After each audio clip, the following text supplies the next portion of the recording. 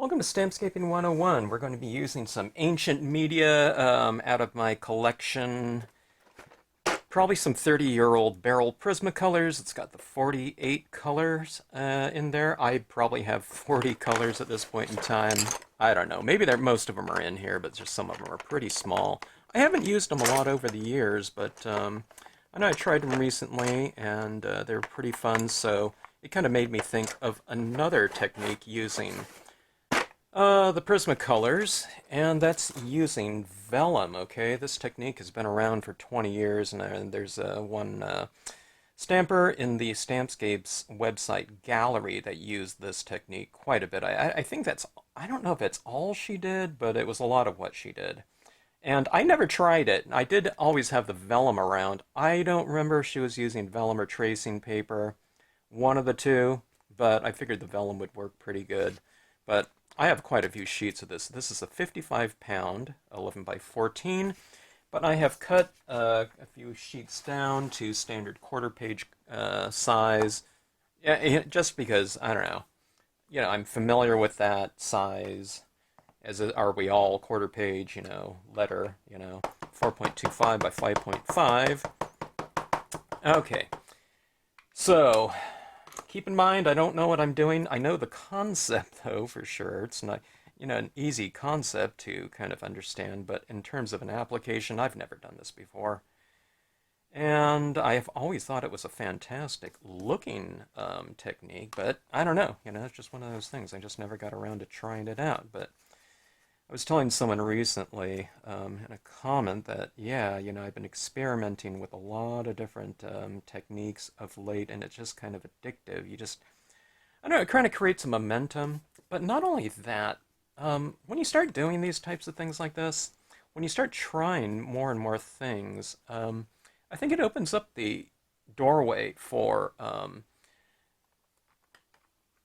doing other types of techniques, and you just get a better handle on it without even doing it, just from working through other techniques and I don't know, kind of methods.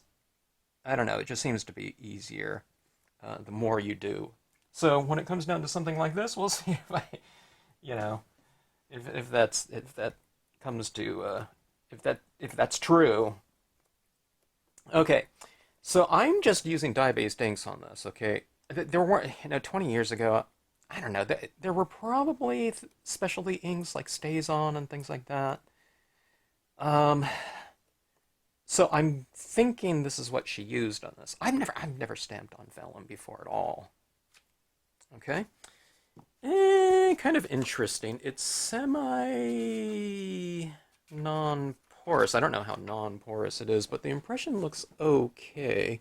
Okay, now this is the the aspect of the um the surface that we're going for. We're going for this translucency here, okay? Because we're going to stamp on the back of this as well, all right? I'll do all my foreground stuff first, though, I think. I don't know. All right, I'm just kind of using what I call my go-to kind of composition. Not everything specifically, but definitely this Lakeside Cove large. I've used that so much over the years, so it's a good kind of go-to type of stamp that when you're trying new things, you can just stamp it out. You don't have to kind of think about, there's not a lot of, choices you have to make, based on kind of uncertainty. Okay, no, this one, that impression came out really good. I guess because I used those really that super juicy ink pen, there was extra ink on the surface. When I hold this right here in my hand is kind of warm right now, so the vellum really starts to curl just by me holding it. Here, I'll hold it by my fingers right here. Okay, now as I watch this, that image is drying pretty well. Okay. All right, now here's one of the things that I know with the vellum from looking at those pieces before that we posted. When you stamp that, that's like black, but visually it looks like a 40% gray or something of that sort, right? But look at that. See that green up there? How dark it is? But this is where the green has already kind of soaked in and dried, so it's looking, pretty, semi-porous here. So I guess I knew that. I don't know. There's certain types of things that you can use on vellum. I knew it wasn't like, like non-porous, like a foil or something of that sort. But I thought that green ink was going to take a lot longer. Okay, now here's where things definitely are different for me. I never go like this and, flip my piece of paper over and then stamp on the back side of it. It's kind of weird, right? All right, now I'm using that 55-pound vellum, and I was thinking, this is kind of thin. It's like a text weight, stamping onto text weight paper. It's almost like stamping on, a piece of copy paper. It's about that thickness. Okay, that's a little bit wet still. I don't know. I don't want to heat set that, because just the warmth of my hand kind of makes it a little bit, um, you know, makes it want to warp. The good thing is when it cools down, it just goes right back. You don't have to counter bend. I don't know, it's kind of interesting. Okay, so we flip this over, and I'm just stamping this out in black, okay? I think that stamping it anything lighter, you might not even be able to see it very well. As is, it's going to stamp out in a 50% gray in the thicker areas. Maybe a pigment ink would be better. I don't know, like the Brilliance, okay? All right, now I'm going to wipe this off down here a little bit, even though this is going to be stamped on the back side. I don't know if I need to do that because it is going to be more translucent. And we're going to stamp this. I was thinking about these trees too. I forgot about that, and I can do that. Let's just go with this mountain.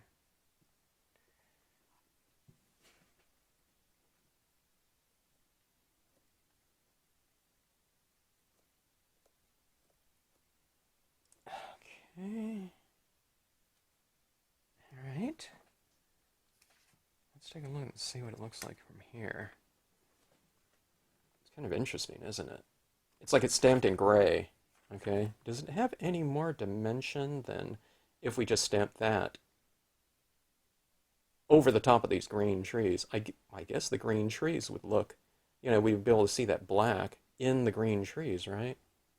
So that worked. we were able to stamp a lighter image on the front and stamp a darker image in the background and still have these green trees look as though they're light on there. That's interesting, isn't it?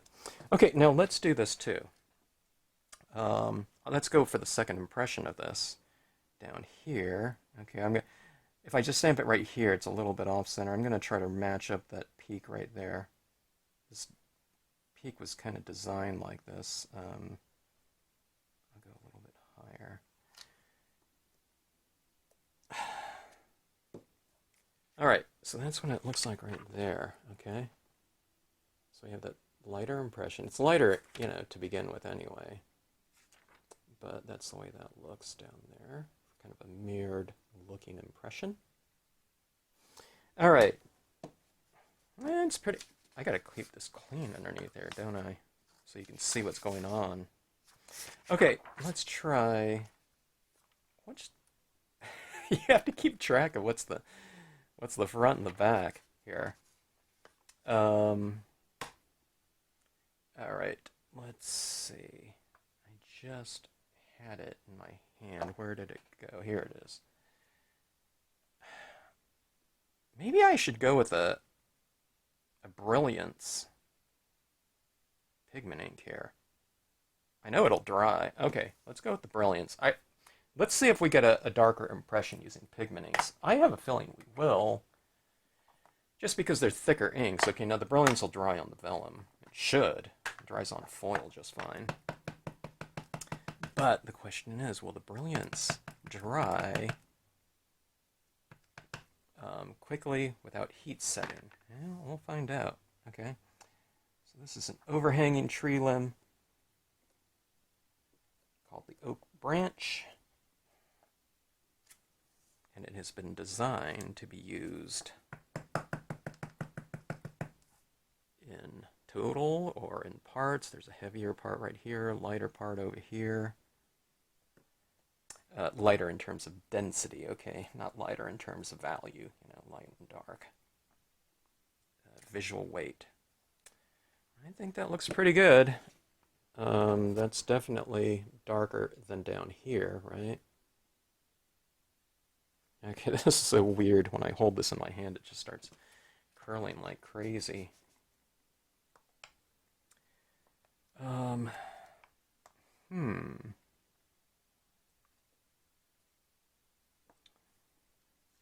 Let's go with some foreground down here as well.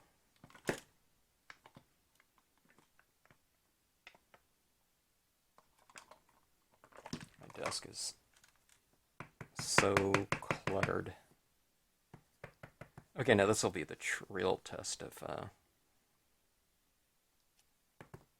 you know, the pigment is darker than the dye. I think it does look like that. Oh my gosh, this is insane. I haven't even started coloring this yet, but... Okay, so let's take a look here. I'll show you what's going on here. Let's take this out of here. Okay, let's take a look down here. So we have that mountain stamped on the backside. We have this stamped in dye-based on the front. The boulders would like it. And this is stamped in pigment ink on the front. So look at those 3 different layers. Doesn't it look, you know, fairly dimensional? Looking at this now, I think I colored this a little bit too light. Okay. And we have this up here. I'm going to try something now that I see how this is working. Let's go with the cloud cumulus, all right? And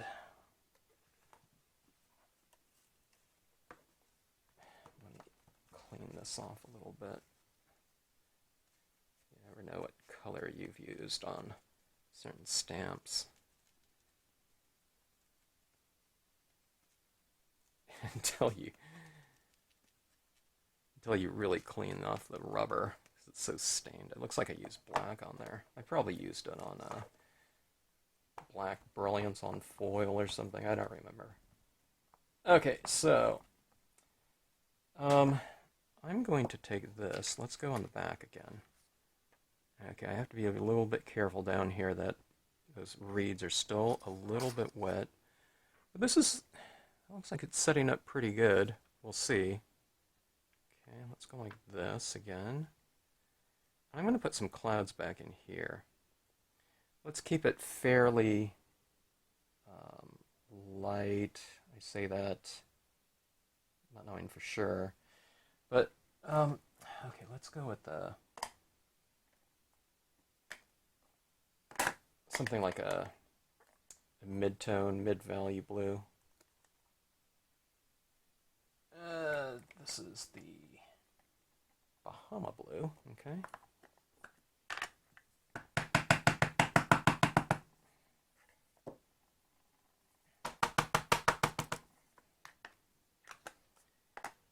All right.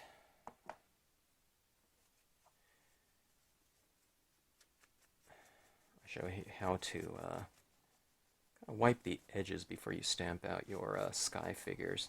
Especially because this one I'm going to stamp it right over that mountain there. Okay. All right, so like this here.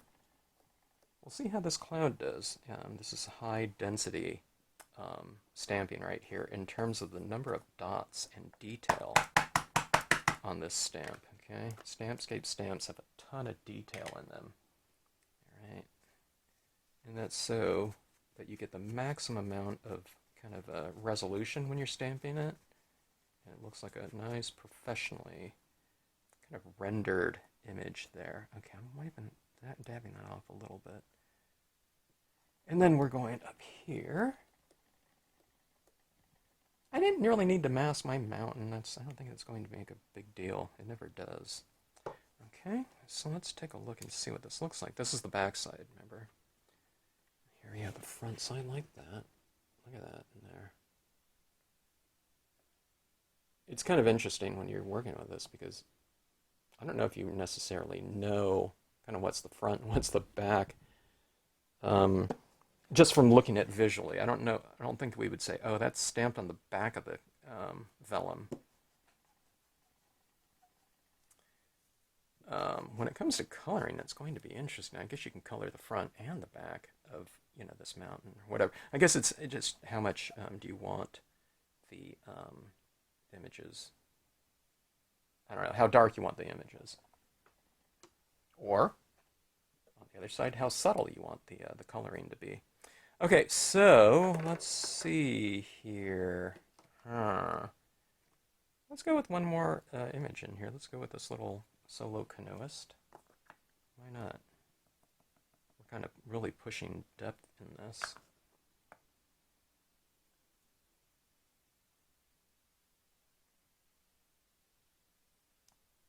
All right. I think from a visual standpoint, this is looking pretty good in terms of our visual depth here so far, okay? Just with that imagery, okay? Like I said, I'd go a little bit darker with my trees if I were to do this again, but I don't know. So far, it's kind of reading like, I don't know, I guess it's supposed to. Now let's see if I can do anything with my colored pencils. I don't have a lot of practice with colored pencils at all.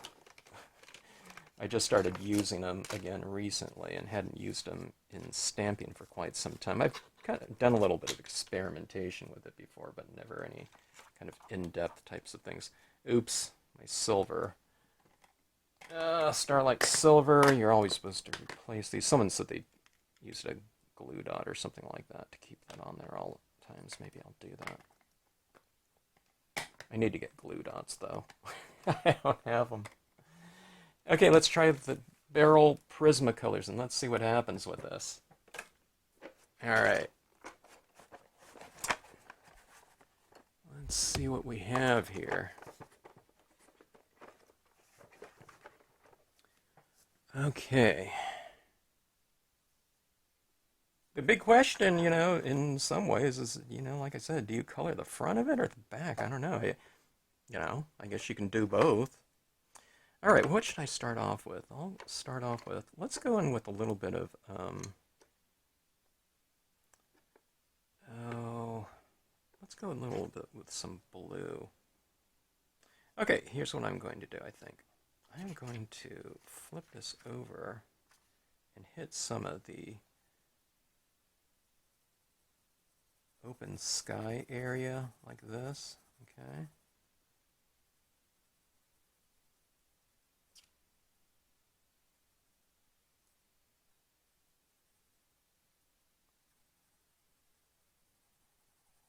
It's kind of a grayish blue, blue-gray. Okay, let's see what that looks like here. Okay, it kind of filled in that little area up there. I guess you could tone in, you know, with the dye-based inks too. It doesn't have to be like a stamp out and then just color in.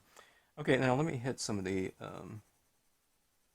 this mountain area. Okay, now what I'm doing right here is I'm darkening my darks, okay? See these areas in here? Anywhere where I've laid down tones, I'm going back in there and reiterating it with color, okay? It's just color shading. I have black and white shading with my black and white pen and ink work. And I'm just reiterating that whole type of lighting, shading scheme using the colored pencils, so you get it. It creates a richer looking shadow area. Sometimes the richest tones are in the shadows, because in the shadows, colors aren't getting washed out, okay, with sunlight, okay? Like on a bright sunny day, colors are a little bit more washed out than like on an overcast day. Overcast days, colors are nice and saturated, okay, because they're not getting washed out with light. Things are lighter in light, but they're not brighter. Brighter tones are, much brighter, without so much sunlight hitting it. Okay. All right. Now that is that. Let's take a look here in this mountains.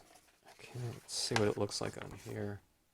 You can't really see it too much. Okay. But that's coloring it from the back. I don't know. You can kind of see it in there. Okay. Let's hit some of this from the front too. Okay. Let's go into my rocks here.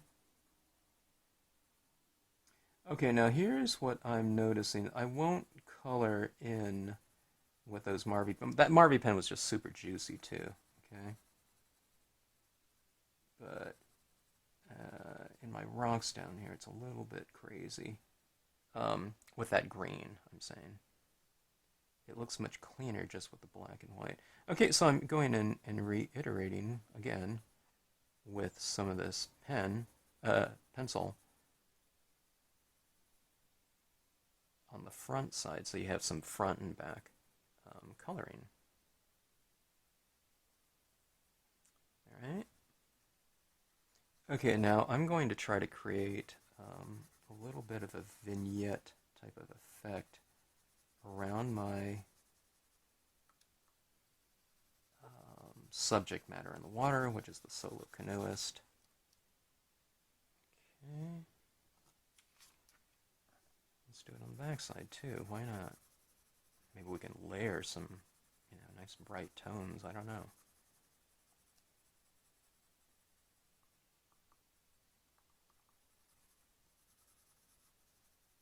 So I'm trying to create this little spotlit area, but I want to transition it from darker perimeters, okay, to a lighter interior. So it's getting darker, lighter, lighter, lighter, okay?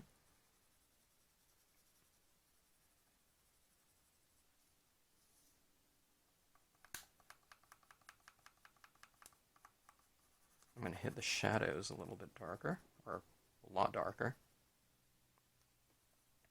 All right, now we have this rock down here. We'll render it a little bit more.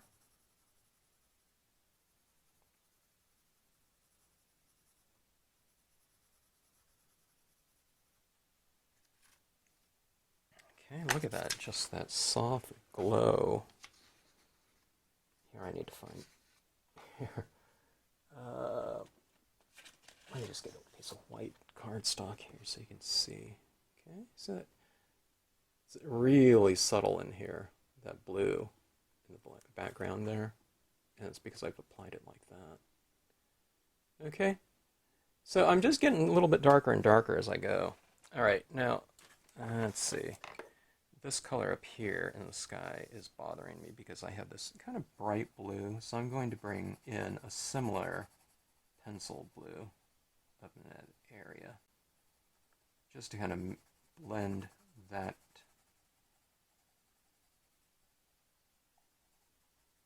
color in, you know, the Bahama blue. Okay, this is like a turquoise, aquamarine it says. Okay.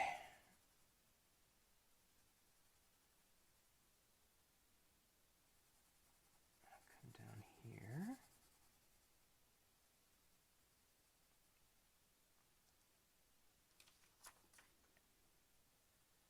Let's bring this up into my mountain too. You want to bring in some of the colors of your sky into your terrain to kind of create that continuity between those two areas, okay? Come down in here in the water. I just flipped it around and we'll come up into some of these rocks in here.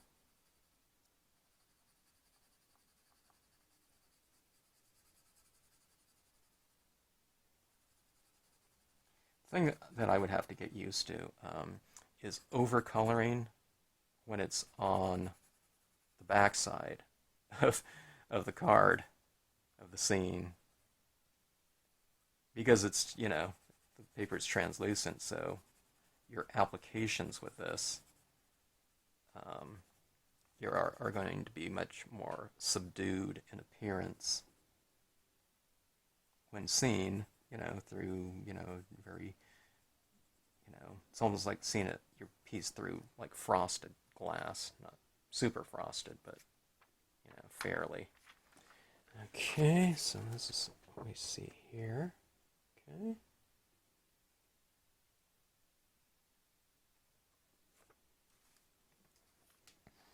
All right, let's get into, see, I'm not real familiar, you know, sorry, I'm kind of fumbling around here. Here's black. Let's go into some black here. Do I hit it from the front or back? Let's try it from the back. Now, because I'm layering this over the blue that I've already laid down, I don't know if this is going to make a difference, you know, when we're viewing it from the front. Let's give this a little bit of a shadow here. Some areas of the mountain.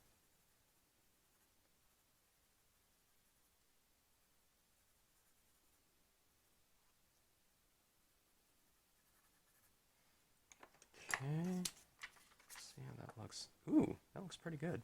Let's use a little bit more of that. Let's do it from the back side here. It's almost like cheating. You can kind of see how something is going to look, you know. And then if you do too much of it, it really doesn't matter. And then you know, if you do too little, of course you can always add more, but okay.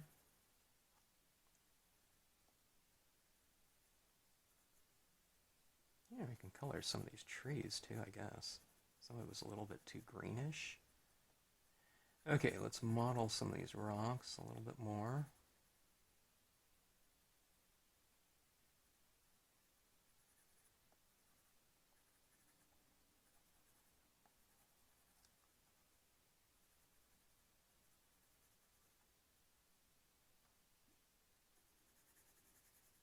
See, I keep the general gist of the lighting that's on these designs. If there's a really light area, you know, like on this rock right here, I just, you know, I retain those areas, so I'm kind of hitting the shadow areas, but, you know, transitioning it up a little bit.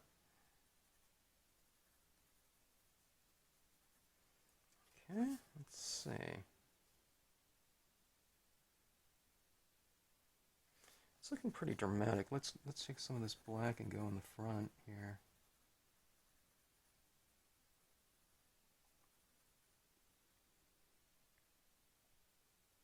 Yeah, some of these trees are a little bit too green. I just re-inked that not too long ago for, you know, for a video, re-inking your markers, dye-based markers.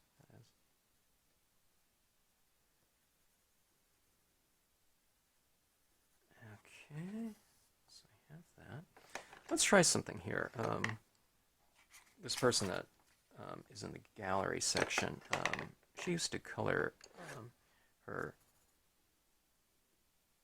trees a little bit. She'd bring in some extra tones like this into her branches and kind of bushes in the foreground. What I'm doing is I'm doing little things like this, okay? It's like little dots here and there.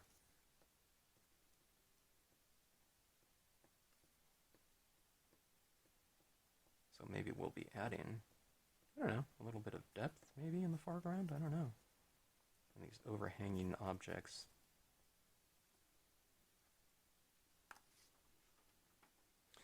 Yeah, it's a little bit. I don't know if you can see that. There's some little green tinges up here. Can't really see it too much. Let's try a little bit of brighter green. Okay.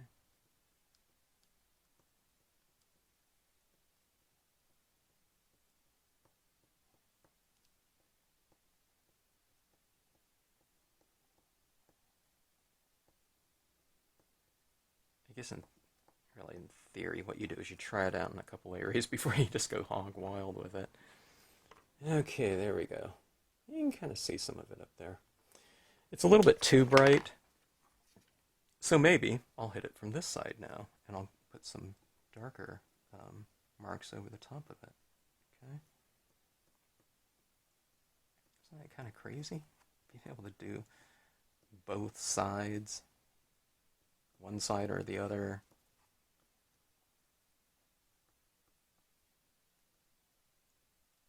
Now I could have colored my branch too, different tones of green, but I guess when you don't do it with this technique here, you can just add it in later, and have it be very effective. All right, so that is that. I'm going to add in some green into my terrain down here.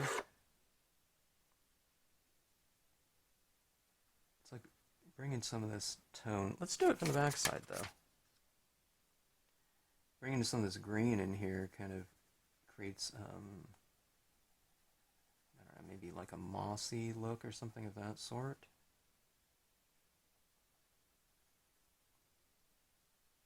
Bring some of these trees down here, a little bit more of that green reflection. Okay. Let's do something here, too. Let's try something. Let's do a little bit of this pink, okay? Let's do a lighter pink. Now, I can go lighter with this one, too, just by using less pressure, but... Okay, that's the pink I want there. I just want a real light application of it, okay? I'm going to put some of this into my clouds. I'm trying to hit them in an area that there's not a lot of blue. Okay, so this is what it looks like from the back. Okay. Let's see what it looks like here. Yeah, look how... I mean, this is not, really smoothly applied, okay? But when you look at that, it looks fine, right? So, boy, you can get kind of... Let's put some of this into our... See, this is... When you bring some of this down in these areas down here, what you're doing is you're putting that light... It's like shining this color of light down into these whole areas here. So go a little bit in the water like so, and down here. Remember, it's all on the back side. And you flip it around, and you get, oh, that looks pretty good. See that little tinge? Doesn't that look real subtle and light? I mean, you can go like pink, pink, pink, and then pink right here, but, I don't know, it just reads as kind of colored light to me. All right, now, one of the things that I like to do just on all of my scenes, I don't know if it'll look good on here or not, but let's give it a try. Let's go back to black here. And let's tip the edges if I can a little bit. Let's make the edges, and I'll do it from the back side. The scene looks a little bit, or a lot, open. So I'm hoping that this will create a little bit of containment here. Let's see that. Yeah, it's a little bit darker. Okay, so let's go down here. It's kind of create, you know, what I'm attempting to do is creating a little bit of a vignette. So darker four corners especially. You can do, you know, vignette can go around the entire perimeter, but I don't think I want to do that. Okay. Darker shadows right here at the base of the rocks.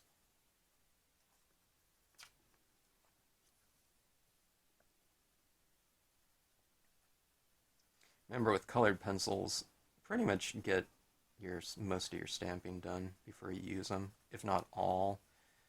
I'm not sure what inks will stick to wax, okay? Maybe, I don't know, maybe stays on or something like that. I'm not sure, but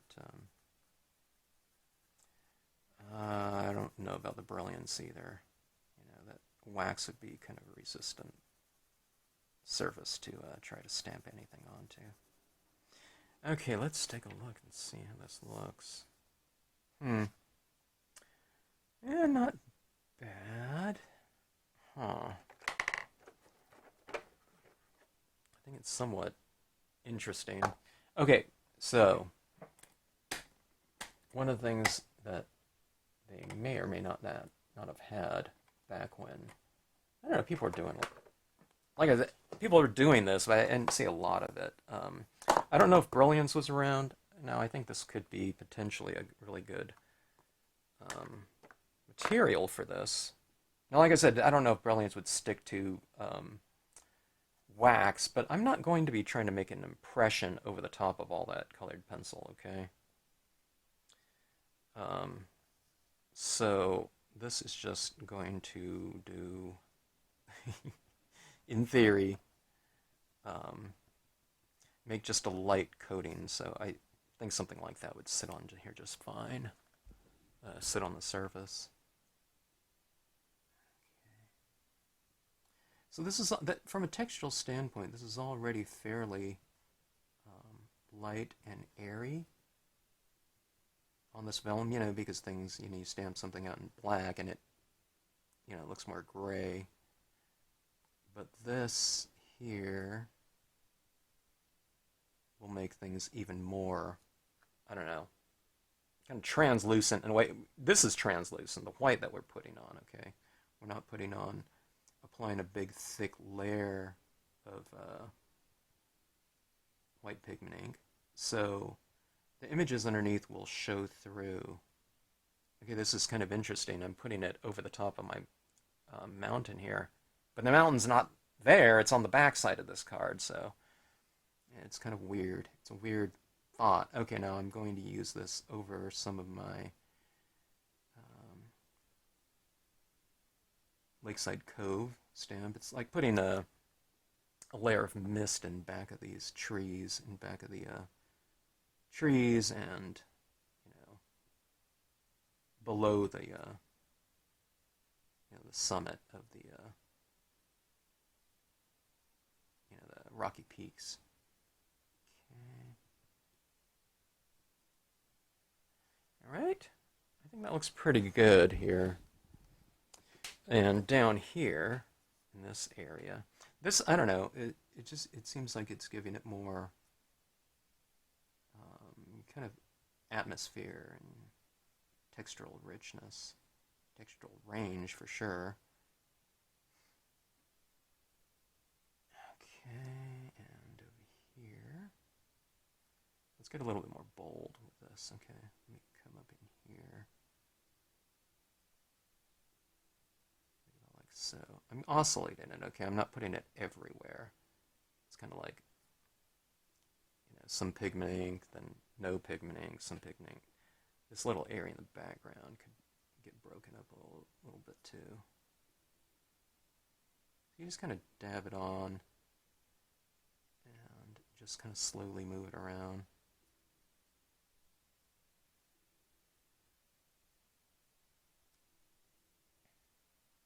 I suppose you can bring some of this into the back. I'm not sure if it'll really read, though.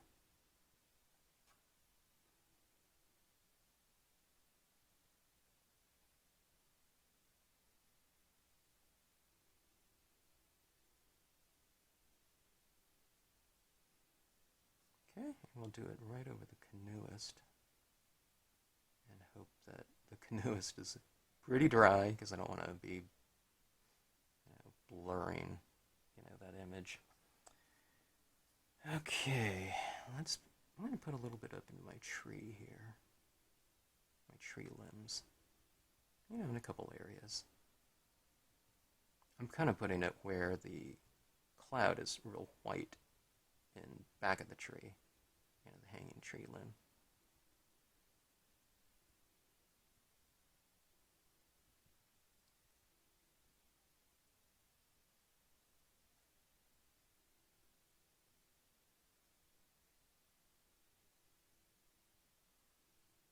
I sure feel like I'm putting it right on the impression of the mountain, but like I said, the mountain's, stamped on the back of this paper, so it's really weird. Okay, now here's one thing that occurred to me. When I grabbed this piece of vellum, I thought, okay, this is really flimsy, a thicker one would have been better, like 100-pound or something like that. But if it was 100 pounds, this is going to be a lot thicker, and you probably wouldn't be able to see the imagery stamped on the backside as good. Look at that, how different that looks. Look at this right here.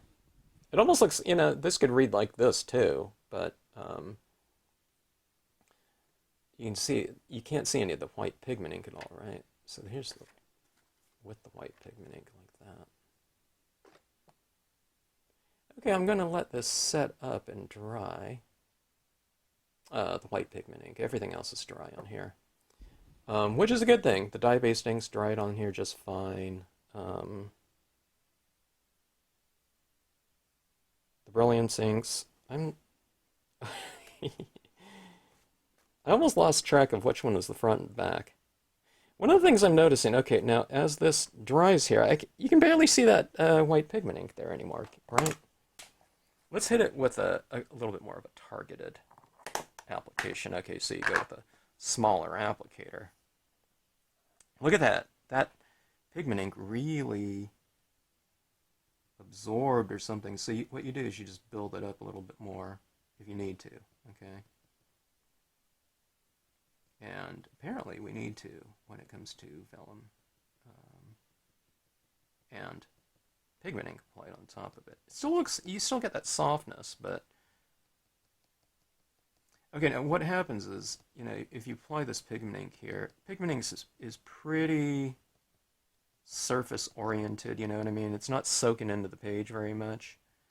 So what you can do is, if the pigment ink kind of disappears when it dries, and it dried really fast, just let it set up, and then what you do is you apply more pigment ink over the top of that, and you just can't keep building it up until you get the, the degree of opacity that you're going after, okay? Luckily, it doesn't dry lighter than what it looks like. If that was the case, it would be much harder to control, because you can always add more. But once this dries, I don't know if it'd be so easy to take it off, okay? So you can always add more. It's like cooking in salt, okay? Don't overdo the salt, because you can always add more. Okay, let's add some of this up in here in the clouds. Remember, that cloud is on the backside too. It's a way to make it more kind of nice and frothy and billowy.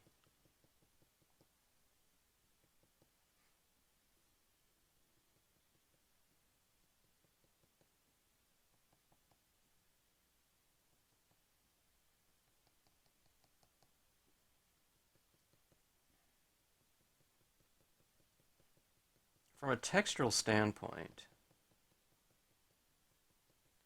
I'm wondering to myself, is this like the softest looking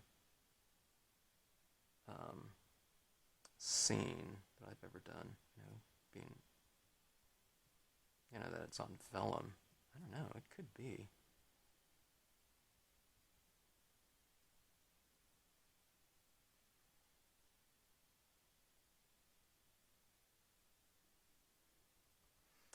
Okay, I'm going to try something too. Why not? In the spirit of exploration,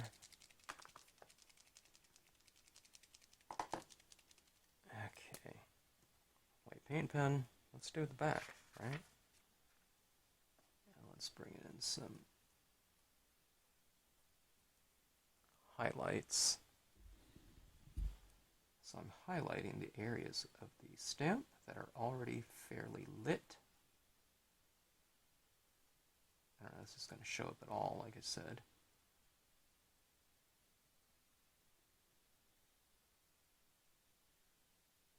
Yeah, because again, this is the back. Kind of. It's interesting. I'll show you where it... Okay, let's see. Why isn't that focusing? There we go. See, it's kind of slightly lighter areas right here. Right there. It's really interesting. Here, let me push it a little bit more.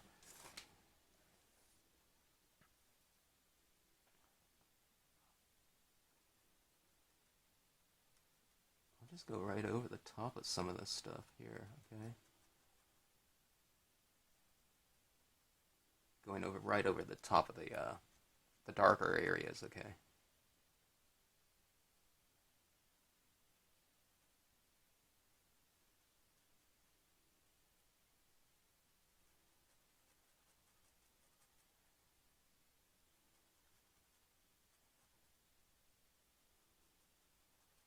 Right over my trees. So this is what this looks like. Okay. Real haphazard. See like that? But let's take a look here. Here, I can show them like that.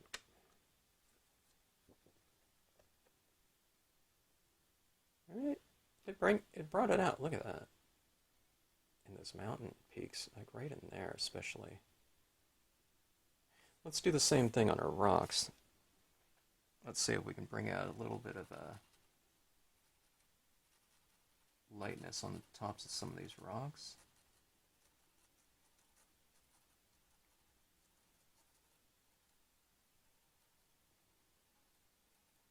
Talk about not having to care, you know, which is a lot of the case with all the techniques that I do, okay, but this one, if this is effective, that by far takes the cake in terms of, you know, certain types of, you know, non-necessities. Okay, let's see here. I think it brought out some of those rocks. I think they're... I should have done some on one side and not on the other. Okay. Now that white is underneath, you know, colored pencil, but I also put some right up here, and I think that's a little bit lighter there. I can do some in the clouds as well. Okay.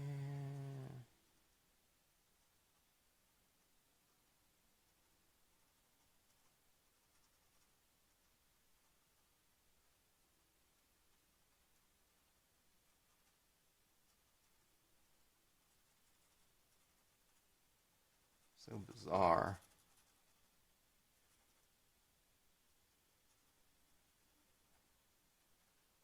I really feel the need to kind of avoid a lot of this stuff, but I don't need to. It's just hard getting used to it, you know, feeling free coloring over things, you know, like that.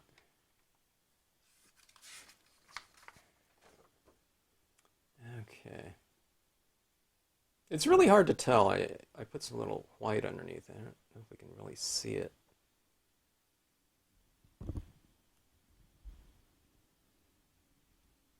Okay, there we go.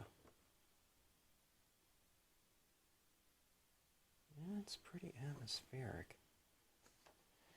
Okay, let's see some of this from the front as well. A few little highlights on here. I won't go too much. I'm not sure what I, you know, want from... I don't think I want too much from a textural standpoint on this one, like a bunch of little dots everywhere. But on the water here, we'll create a little bit of a textured surface on the water. A little shimmery, little specular light on the water surface.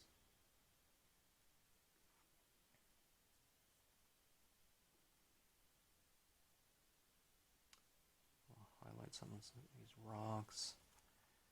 Okay. Now the question is how to display this. I think I'm going to have to make a window card or something like that, and you sandwich this in between something. So, all right. So let's take a look at this. It's a world of subtlety. You know what I mean? There's nothing really here that I couldn't just do with everything front side on, a piece of probably silk cardstock, or maybe even a matte. But I don't know, there are some different textural differences between this. I mean, you can really make this, some sort of I can't hold this up here, but I don't know, if you mount this on a piece of paper and you have that light shining through it, I don't know, it might be kind of interesting too. All right, so let's take a look at these. Let's see these areas from kind of a distance. That is really bizarre that is not stamped on the front of this paper, but it's stamped on the back of it right there, But I think it does. There is a pretty good sense of depth in here, isn't there, between this and that background? Which, like I said, you can do on the front too, but I think it might just be a little bit more recessed visually. And let's take a look at these areas down here. Now, see, I could always stamp this out in gray, and this isn't. But this looks really, these reeds right down here, they look really separate from this area back here, because it is. It's stamped on a completely different kind of plane in here. So I think this right in here looks pretty good visually. Okay, so interesting stuff. I'll format this piece here, and I'll see what I can come up with in terms of card. For those of you that do these types of things, I don't know, please leave a comment in the comment section in terms of how you utilize this type of format here when you format it into a card. Okay, I'm liking it more and more the more I look at it in terms of depth. I think, I don't know, I think it's a keeper. I'll have to experiment around with it. Experiment around with some paint pens on it, maybe the 3mm and stuff like that. I think we can do some interesting things here. But okay, I'll see what I can do about card form. Okay, this is something interesting that I just discovered when I was looking around to format this. Okay, this is on white piece of paper, right? Okay, so we can see this image. But let's take a look at what it looks like over a black piece of paper, oh yeah, over the top of a darker piece. Look at this. Look at all that. You can see all of my paint pen kind of markings on there. Look at this. See that? Oops. Look at that. It's like it puts anything on the back in the front in terms of, I guess, the light areas.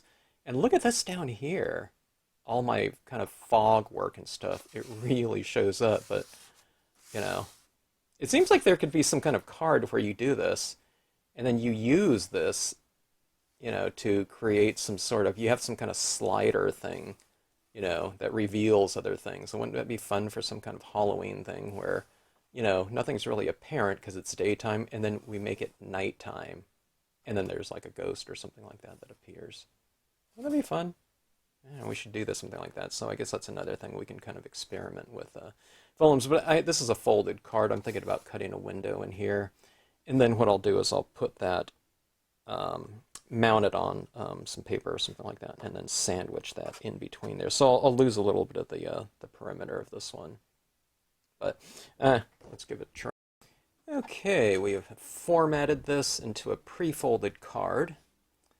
I have given it this interior mat, and I've sandwiched it like this in between a piece of kind of pretty heavy paper, but creates a little bit of a window here, like that. I should have cut this down. I forgot that my 4 1/4 by 5 1/2 wasn't necessarily in proportion with this pre-folded card right here. I think it's a 5 by 7. So I had to do this kind of heavy interior, kind of framing like this. I don't know. I thought it looks okay.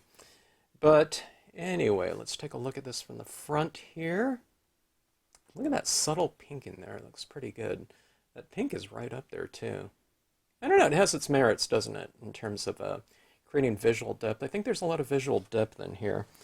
And in here on the interior, I figured, okay, why don't we stamp this quote stamp? That certainly fits with the scene. And I'll do it in brilliance. I don't know. I don't think I'm going to get too...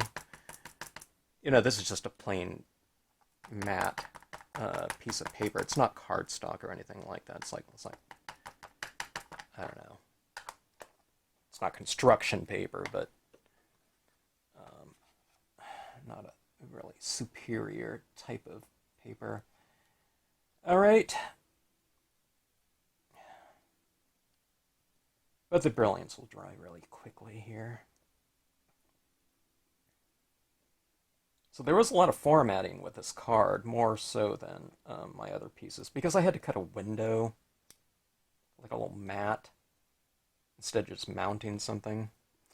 Okay, a lake is the landscape's most beautiful and expressive feature. It is Earth's eye, looking into which the beholder measures the depth of his own nature. Henry David Thoreau. I don't know, looks pretty good in terms of that. We can stamp a couple little, you know, little small elements or something like that, but here we go again. Here's the formatting like this. Someone gets a card like this, you know, and takes a look at it. You can almost like hold it up to the light too, because this is like white like that. But I don't know. I think we get a lot of depth in here. The more I look at it, the more I like it. I didn't dislike it before, but I'm just seeing kind of the merits of, I don't know, the reverse type of thing in here. I think there's a lot of depth right in here in the distance. The visual distance between these two is pretty good. And then see down here the visual depth between these objects right here, you know, especially these reeds right here, and this other impression done in black right in here. Or yeah, I guess we could have stamped this one on the backside, and then these images would really stand out. So remember, these clouds are stamped on the back too, and we have the you know, the overhanging tree limbs right in here. So I don't know, a little bit. It's a kick up a little bit in terms of the visual depth. I create a lot of visual depth, I think, just by applying brilliance inks over the tops of, you know, everything stamped on one side of a card. But I think there's a little bit more going on here.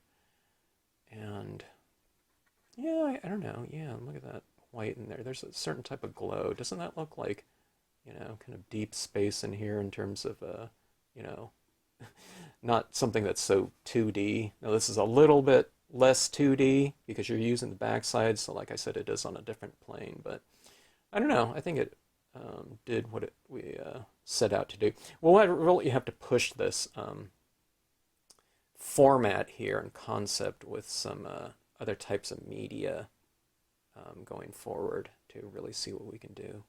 But anyways, that's my first vellum card. I hope you liked it. And I don't know, if you've done this before and you have some suggestions in terms of usage, please comment in the comment section below. I'd love to hear what you have to say. All right, until the next card, thanks again for watching the channel.